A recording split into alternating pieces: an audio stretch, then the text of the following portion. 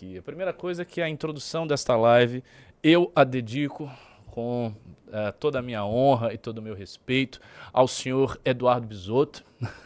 Eduardo Bisotto, que teve momentos de glória, que tem tido momentos de glória na história da República Brasileira recente e que teve um grande momento de glória partilhado por todos nós, que é o acerto da sua previsão e a derrota de Luiz Inácio Lula da Silva na indicação do Bessias. A gente precisa comentar muito isso, as implicações políticas dessa derrota do Lula. Eu acho que elas são muito consideráveis. A segunda coisa que eu quero falar também nessa minha introdução, que eu não sei quanto tempo que vai durar, mas vou falar tudo que eu tenho que falar rápido para que eu não deixe de falar alguma coisa aqui que esteja na minha cabeça. Segunda coisa a falar é as expectativas sobre o debate entre o Renan e o Flávio Bolsonaro. A situação começa a esquentar, como vocês podem ter visto. Os dois trocaram aí umas farpas no Instagram. Você não viu isso, não? Não, não vi. Não viu? Não vi. É assim que você prepara a pauta, operadora. A coisa mais importante, a operadora não viu? Posso me defender? Que Por isso? favor, se defenda, viu? Que situação é essa? Não viu? Como que tira isso daqui, que é coisa do... do queridíssimo... Risola? Mas isso, só pra você se situar, o que aconteceu? O Flávio chamou o Renan de cogumelado, colocou lá muito cogumelo, não sei o que foi. É isso aí. E o Renan Mentira. respondeu dizendo, boa rachada, vamos se ver no debate. Até lá não desmaie, não. Já saiu notícia sobre isso. A mídia divulgou aí Caramba, essa tensão entre os dois. E eu acabei de tuitar sobre esse assunto, porque eu acho que o debate vai acontecer. E eu vou aqui defender o motivo pelo qual eu acredito que os debates vão acontecer. E haverá, em algum momento dessa eleição, pelo menos um, não sei se vai ser mais um, mas pelo menos um confronto entre Renan Santos e Flávio Bolsonaro, para mim, vai acontecer nessas eleições. Queira o monopólio de mídia ou não, mas eu acho que isso vai acontecer. Para mim isso está dado quase como um destino fatal e eu vou defender o motivo para acreditar nessa posição. Mas vamos lá, a primeira coisa, sobre o caso aí do Bessias. A gente viu pela primeira vez em 132 anos de história política brasileira, uma indicação de ministro do STF ser negada pelo Senado brasileiro numa derrota histórica para o governo do PT. Né? Com 42 votos, o Jorge Messias foi rejeitado pelo Senado como ministro do STF. É muito importante pensar algumas coisas aqui em torno desse fato. O primeiro fato é que isso não pode ser contabilizado como algo que o governo esperava. Nenhum governo entra numa indicação do STF sabendo que essa indicação vai cair. Ninguém faz isso. Então isso significa que o Lula acreditava até acontecer, o governo PT acreditava até acontecer que eles tinham as cartas, eles acreditavam que eles tinham como colocar o Messias lá. Eles entraram nessa indicação. Essa indicação não deu resultado, porque nós já sabemos, o Alcolumbre se articulou para tirar o Messias. O Orlando levantou essa hipótese ontem, e eu considero que é uma hipótese bastante plausível, que ele tenha feito isso com a colaboração e a anuência do Gilmar Mendes. Gilmar Mendes, que há tempos atrás queria outras figuras como indicações, ele queria o Rodrigo Pacheco, que era do PSDB, ou do PSD, e portanto ele deve ter se visto como alguém enfraquecido neste momento de crise do STF e de crise do regime político. Então isso rolou sim. Você tá com o print aí da treta? Joga aí, só pro pessoal ver. Olha aí o que aconteceu, mas porque o cara pagou é muito cogumelo. Boa rachada, segura tua onda que eu te vejo nos debates e você poderá fazer essas piadinhas na minha frente. Não desmaie até lá. Eu comentei isso no meu Twitter há poucos minutos atrás e vou ler o meu comentário, vou falar um pouquinho sobre esse comentário. Entra aí no meu Twitter, é Ricardo_MBL. Entra aí que eu fiz um pequeno texto sobre esse assunto, que é o que eu acho que exatamente vai acontecer. Joga aí, vamos ver. Paciência com o computador. Não, eu tô paciente, eu não sou o Arthur agoniado. Ricardo_MBL. Isso, essa pessoa aí. Joga lá, aqui. o primeiro comentário há 10 minutos atrás. 10 minutos atrás. Vou ler para vocês o que eu escrevi e vou defender a minha opinião aqui perante essa audiência. Não vai ser um debate, vai ser um massacre. Ao ajustar sua mensagem para o cronômetro e para os protocolos do debate eleitoral televisivo, não vai sobrar realmente nada para o Flávio, só os chavões de sempre, que a base dele, muito maior que a nossa, já repete. O MBL está, em relação ao governo Bolsonaro, simples e categoricamente do lado da verdade. Pois o governo do pai desse cara foi uma bosta, ele realmente traiu as pautas pelas quais foi eleito, o país não superou nada e ele, Flávio, é um cara menor.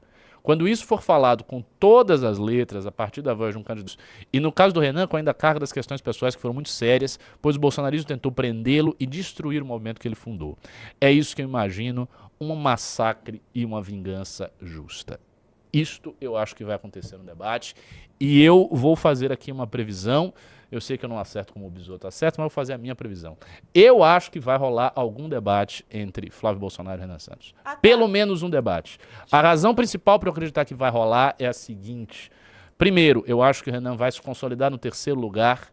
Então, quando começar propriamente a campanha, o Renan já vai estar consolidado no terceiro lugar, com folga em relação a todos os demais candidatos. Não acredito que essas candidaturas que estão sendo colocadas aí, elas vão se manter.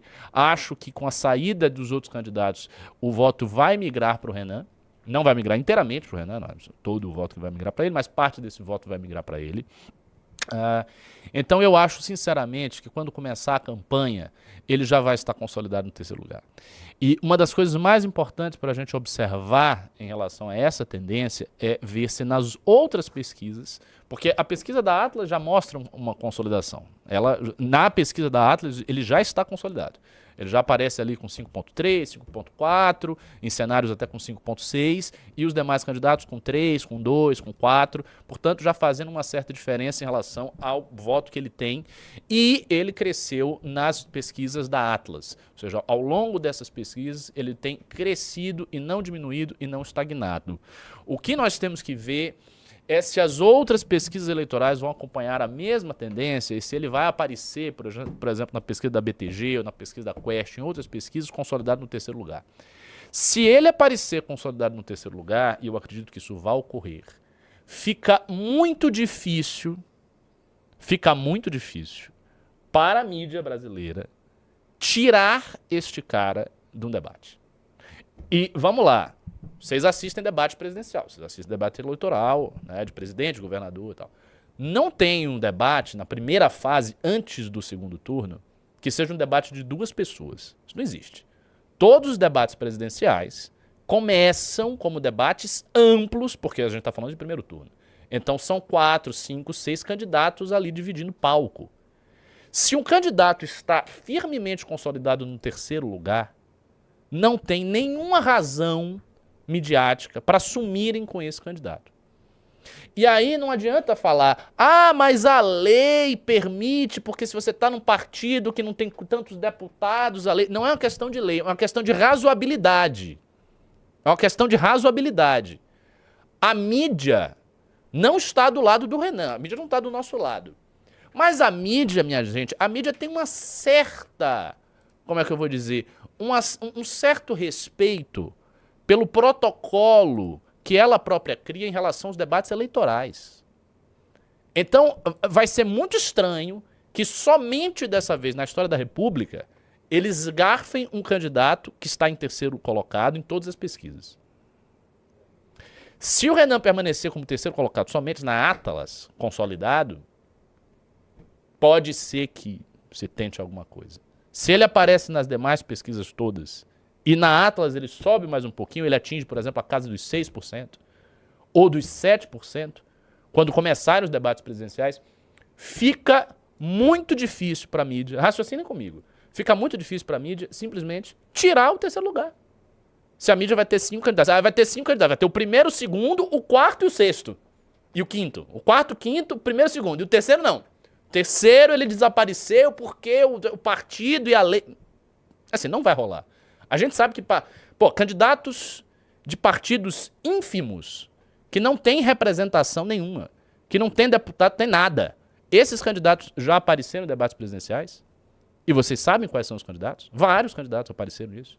Quando o Novo não tinha deputado nenhum, não tinha nada. Era um partido pequeno aí. O Amoedo apareceu nos debates. As pessoas vão aparecer. Veja, os candidatos em algum debate, todos eles vão estar os principais. E vai ser inevitável que esteja Flávio ou Lula. A não ser que a gente veja uma estratégia bizarra, que é Flávio e Bolsonaro faltarem todos os debates do primeiro turno, sem exceção, incluindo o da Globo. O que é ótimo. O que é ótimo. Assim, se o Renan for o terceiro lugar e não tiver Flávio e Lula, ele é o primeiro no debate, não é isso? Ele é o terceiro, não tem o primeiro e o segundo. No debate ele é o primeiro, obviamente, por consequência lógica. Ele traz o debate para si. Se isso acontecer, se não aparecer Lula e Flávio, ele diz, negócio é o seguinte, Lula e Flávio Bolsonaro são dois covardes, sabiam que eu ia estar aqui, que eu ia desmascarar a mentira desses dois canalhas, não vieram e por conta disso eu vou fazer aqui um discurso para você, cidadão brasileiro. E aí ele olha para a câmera e faz um discurso para o cidadão brasileiro como se estivesse num debate com Lula e Bolsonaro. E ele diz, olha, me desculpa, eu vou fazer a pergunta aqui pro meu candidato, sei lá, pro Zema, mas eu vou falar isso aqui porque é necessário, porque pela primeira vez dois candidatos presidenciais que estão na frente não entram pra lá. Você já cria uma situação de constrangimento público que na TV aberta vai rodar o Brasil inteiro.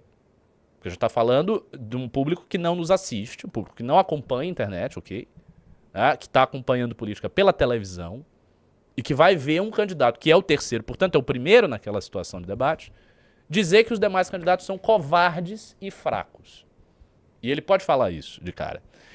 Então, meio que eu não acho que o Lula e o Flávio vão desaparecer. Sinceramente, eu acho que eles vão para o debate. E eu acho que haverá este momento de confronto. Ponto. Eu acho que haverá esse momento de confronto.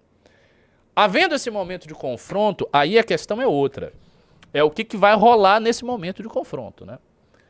Eu acho que o que vai rolar é uma exposição de todas as mazelas, as mentiras, as traições, a corrupção, de tudo que não presta no governo Bolsonaro e que vai estar ali sendo colocado desde um ponto de vista de alguém de direita.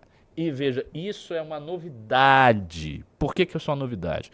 Outros candidatos de direita já apareceram nas eleições desde 2018. Mas todos os candidatos de direita que apareceram desde 2018 sempre fizeram tabelinha com o Bolsonaro. Padre Kemo fazia tabelinha com o Bolsonaro. Luiz Felipe Dávila fez tabelinha com o Bolsonaro. Todo mundo fez tabelinha com o Bolsonaro. O próprio Amoedo não desceu o sarrafo.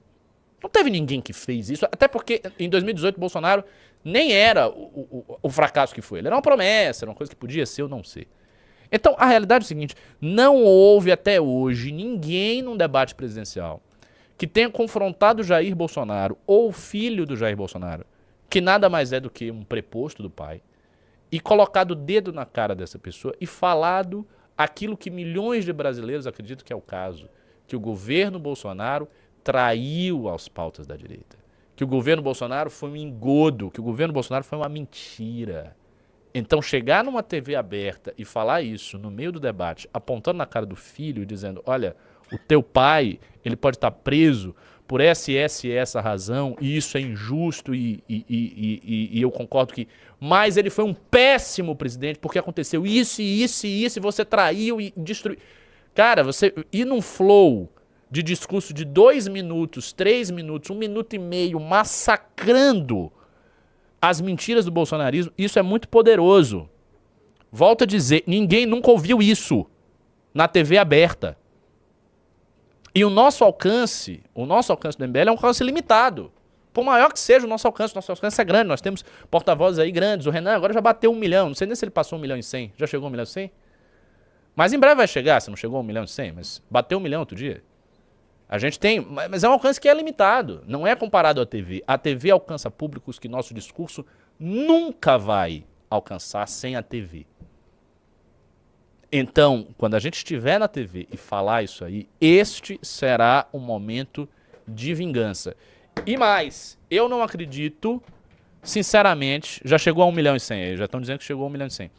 Eu não acredito, sinceramente, que Flávio terá muito a dizer contra o MBL.